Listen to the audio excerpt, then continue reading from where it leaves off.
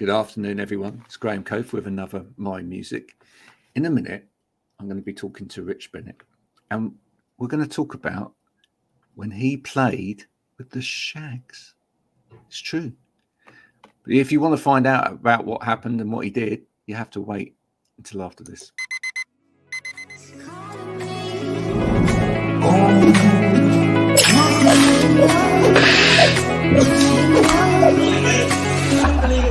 I need to get going, Mel. See you later.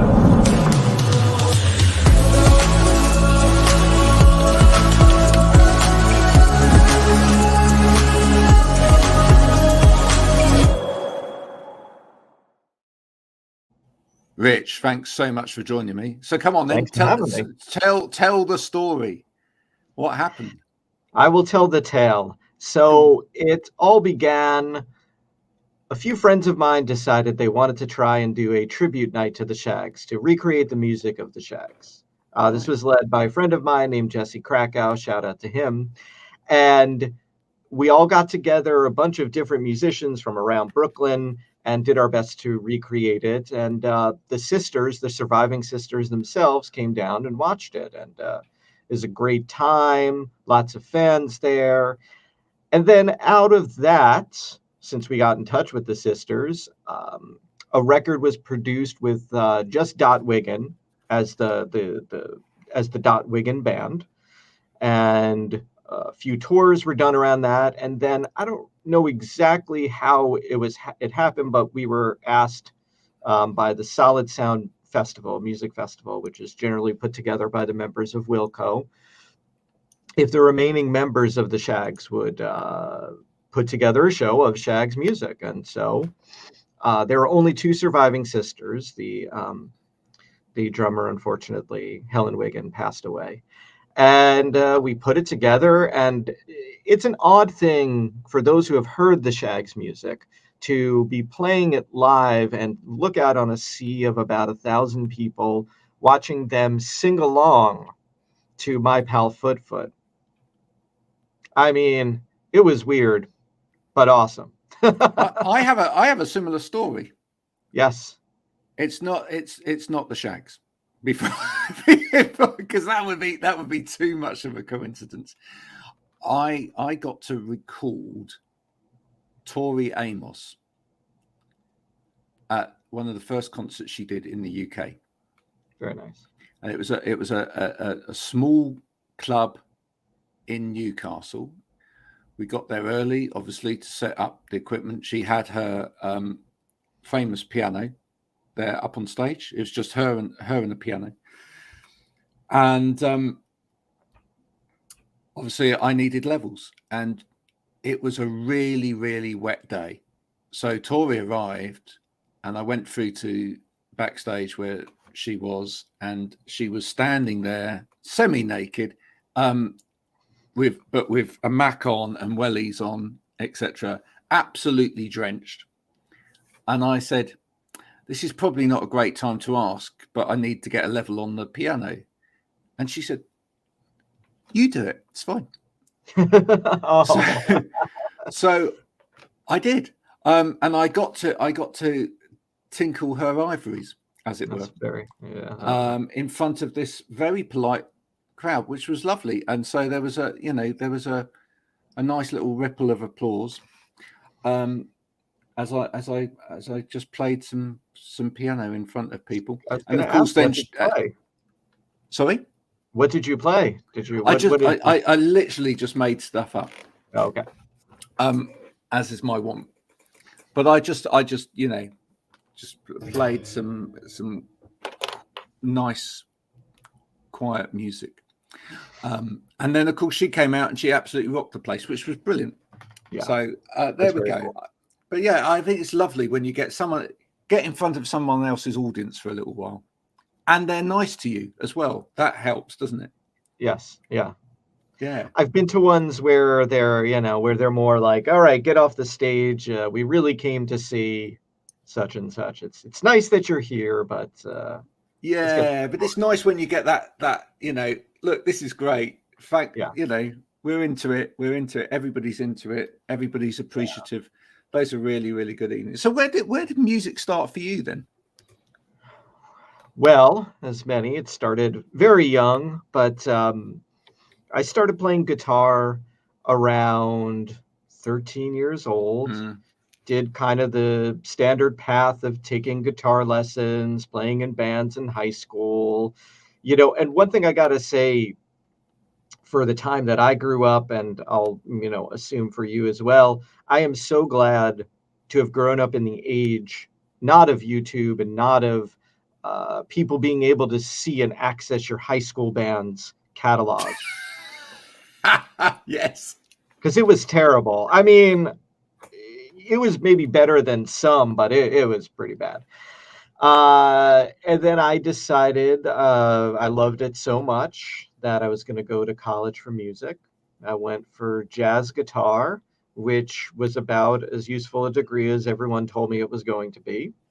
Mm, And from there, I kind of got into teaching and playing and touring a bit, writing, just hustling, doing everything that you need to do as a musician these days. mm, Uh, and played in a number of bands over the years. Some that some may know Mahogany, which was, so I think they're still around, but sort of had a heyday. Some nice gigs opened for Spoon and not Sunny Day in Glasgow. Oh, Block Party. I was going to say they're oh, another block band, party. Scotland. Yeah. Yeah.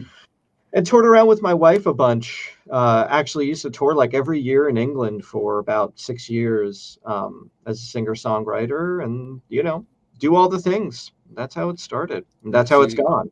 you've been there, seen it, got the T-shirt. It's interesting when you mention the fact that you grew up in a particular era where YouTube wasn't around, and we've had this conversation with other people in the past on this broadcast, which is that these days youngsters coming into the music industry have to seemingly get it absolutely right from the word go, and it's almost, they understand it's a business, and it's, they have to do the business of music as well as write Yeah. music. And there's so many people of our generation, and I'm older than you, but there's so many people of our generation who started a band, and we've had this comment from other people who started a band just because they wanted to, because it was fun to, because they there were some friends got together and thought,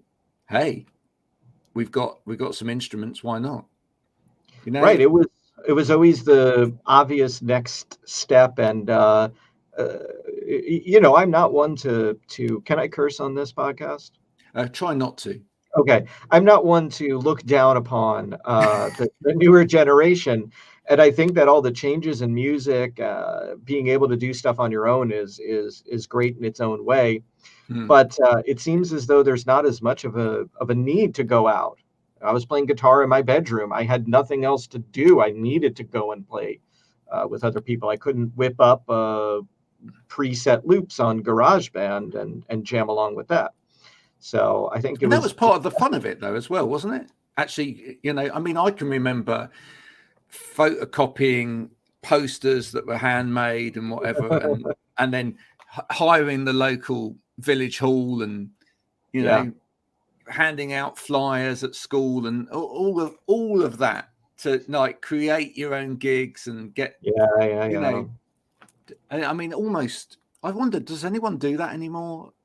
That kind of homemade scene, get things out there, or it's like straight from, I do these releases, I'm an online artist, and then hopefully I get to this level, and then I start playing these gigs, and they're proper venues, etc. Where's the homemade scene anymore? I teach a lot, and I've had a number of students through the years who do fall into local DIY scenes, and it's really great to see them. It often centers around like a punk vibe, which is unsurprising, because it's just sort of been the way that scene has been forever.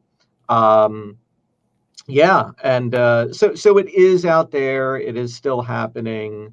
It's great to see when people do that, and it's sad to see when people are so frozen by fear that they don't do it at all. That's always the sad thing for me to see. But it is alive. Some of the kids are still out there doing it. And, Yeah, you see, because I felt or feel that beyond music, there were a lot of lessons learned by going through that whole experience. Like oh, you yeah. learned to hustle, you learned to, you learned some business skills, right? Yeah. Real business skills, not the skills of online media and necessarily and how to put yourself out there and how to TikTok yourself and all of that malarkey. I'm talking about, you actually had to go and speak to people.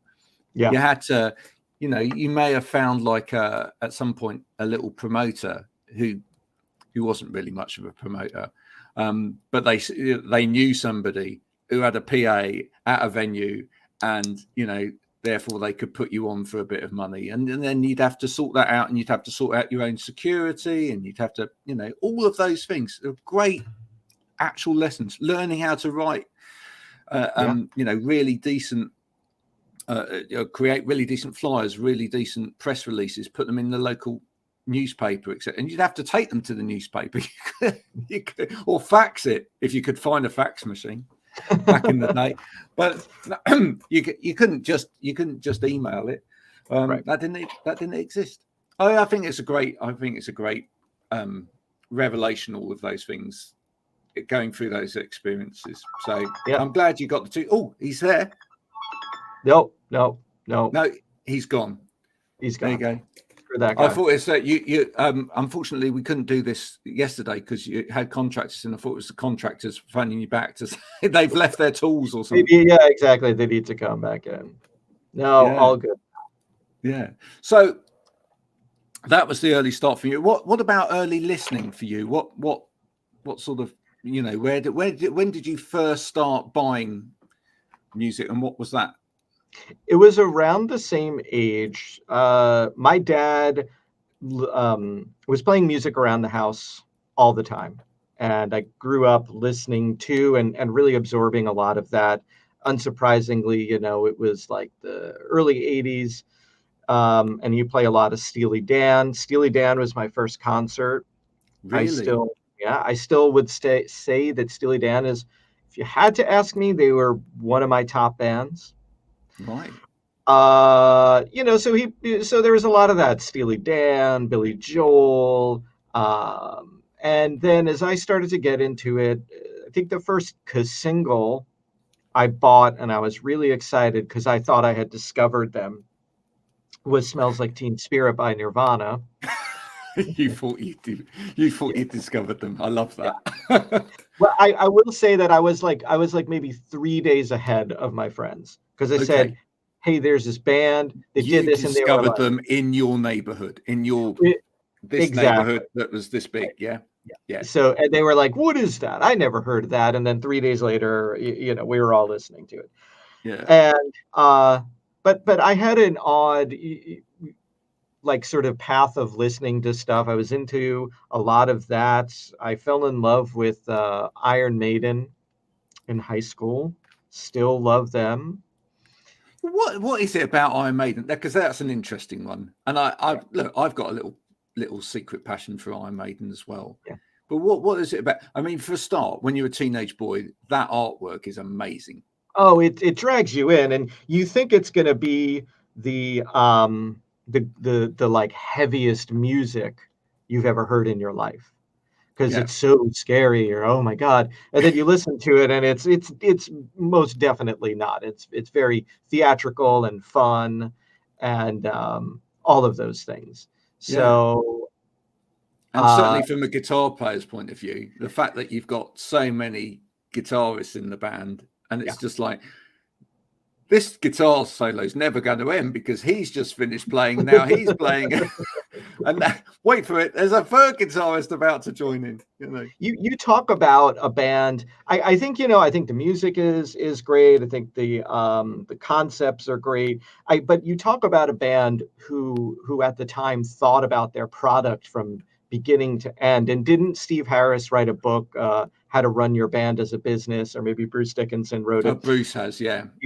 And so that's, I mean, from the beginning, that's what, from when Bruce joined the band, that's what they were doing. It was like, you could immerse yourself in that world, and that was it. And you were there, you were listening to the record, you were looking at the artwork, you just felt like you were in this like magical, weird, somewhere in time, that record, you really felt like you were like in this weird futuristic Blade Runner kind of thing. And so I think it was all encompassing, and that's always been sort of a passion of mine, to create music that I felt was like well, I think really Bruce says something very powerful, not only in that book, but because he does sort of audiences in front of business people as well, and he says something really quite powerful, which is that what they built wasn't just a brand. They built and they weren't just building a company, if you like. They were building a fan base right from the word go, and everything was trying to build not people that liked their music, but people that were fans. Yeah. And that's a really interesting thing for any musician to get into, because, and what he says is the difference is, he says, if you just build something where it's not within a relationship, so it's outside of a relationship, and you literally just throw the next thing out there, and you might then take a tangent with that, then actually, if people just like you for the last thing that you did, you'll probably lose them. But when you actually create fans go with you. Yeah. And that is a really powerful thing that he's talking about there, which is actually, if you can create a relationship between you and the people that, are absorbing your art or your audience, then actually what happens there is that even when you get it wrong, they will stick with you.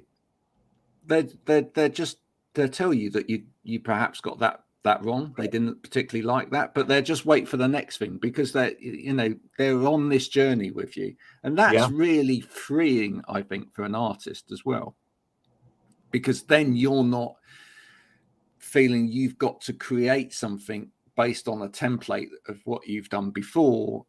And on the basis that if you don't get it right, everybody's going to walk away from you. Yeah, I mean, I stuck with them through. I stuck with them through X Factor when they replaced Bruce for the.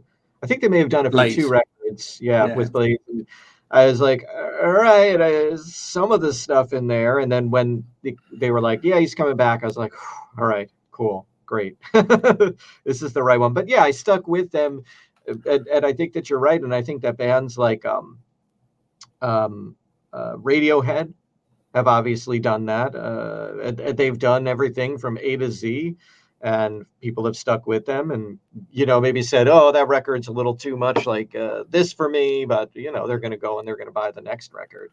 So yeah, that's a really interesting thing. And I mean, he's an endlessly fascinating person. I have read and listened to a lot of stuff. I used to have, when I would go on tour, actually, sorry, I think I had it in my wallet.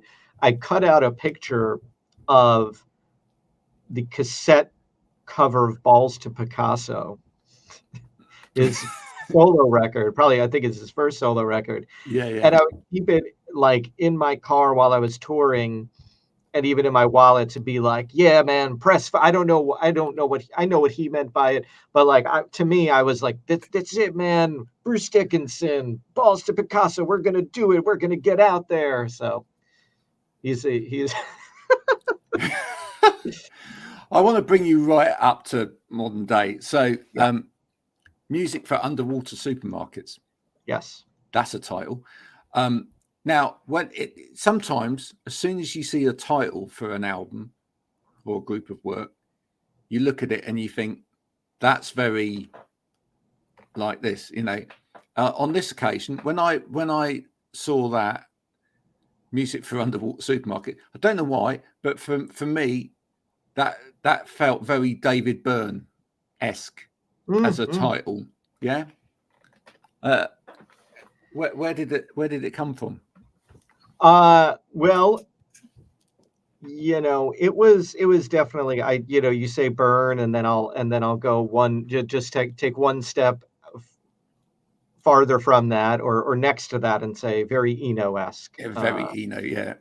And it was definitely an homage to that. And I wrestled with calling it music for underwater supermarkets because I really wanted to. But I was like, am I going too far with like referencing this thing? And then my label mate, Rodney Cromwell, and his former group, Arthur and Martha, they had a He's great. record. Yeah, oh, he's been on here, so you can. Oh, I bet. You can catch one I'll with listen to Rodney. his one, and hopefully you'll have him on for his new record, which I actually produced. But I saw that they did music for hair products as the title of one of theirs, and I said, well, all right, screw it. If someone else is doing it, then I'll do it too. And I thought it really evoked it. It's rare for me to get something in my head so early on that matches what I'm doing. A lot of times I have to kind of be like, well, is it this? Is it that? And I found the title finally. I wrote the first song, The Underwater Supermarket, on like some little on a Juno synth, I think. And immediately I was like, ooh, this sounds like an underwater supermarket. So yeah, I was going to say, is it sound based? Yeah. Yeah. So from the go, it was that was the vibe. And I was like, all right. And to me, it I think it spells out what you're in store for. It's smooth.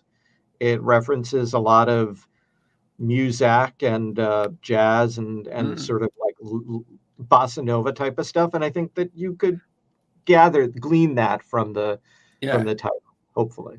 So it's got that element of music you may have heard in a supermarket, but it's yes. Yeah, and I think that was another thing, is that I have many nostalgic memories of being pushed around in a cart, in a supermarket cart, and hearing, whatever they were playing over the loudspeakers. And the record itself has that, I think, has a sort of hazy quality to it, that it's like sort of reaching back. It's like just a little bit out of reach for you, but it's familiar. And I hope that it's like, again, I come back to that thing. I hope that it's like it envelops the listener, and they could sit back and enjoy it for the 24 or 31 minutes, however long the record is, that they're involved in it. Yeah, for me, it's very atmospheric. It's a very atmospheric record. I mean, it's I remember listening to some early Orbital, things like that as well. I mean, not similar in terms of sound necessarily to this, but that kind of feeling of sort of taking you out of yourself a little bit and into a situation whereby you transport yourself. It's a transporting. I think so. Album. I would say we all need it, man. We all need a little break from reality now and then. If you could take it for 30 minutes, then why not? But I was also going to say that we've all kind of experienced a kind of underwater supermarket. Well, I don't know whether it's the same for you, but we certainly did in the UK throughout the pandemic and throughout lockdowns. Now, I may be talking at odds here, because I don't know what your experience over there was of supermarkets, but here, when we had lockdown, supermarkets became very, very surreal. For a start, the whole experience of going through a supermarket was so elongated and lengthy, because you had to queue up to get in, and then you were let in one by one, and then there was the distancing, etc. And there were people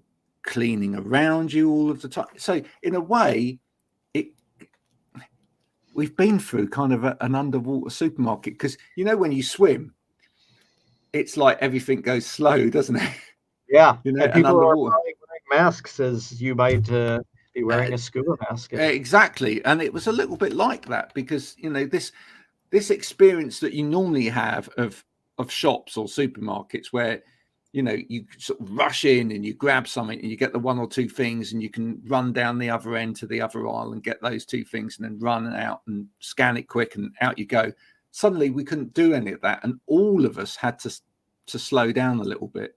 I think that, very similar here. And I don't want to say that it was better, No. but they're like being in at a supermarket and having all that space it's both surreal, but you're also kind of like, wow, all right, I'm not getting pushed around here. So Yeah, I know. there are few benefits. I'm not getting pushed. I'm not getting anybody sort of reaching over the top of me to try and grab the steak mince before I get it. Yeah. Or anything like that. But maybe subconsciously, and maybe not, but maybe subconsciously, some of the element of the last 2 years crept in there. Just saying that. It could have been. I mean, it all creeps in there, right? It does. There's very few people that have actually written an out and out COVID record, because I don't think a lot of people want to write an out and out COVID record.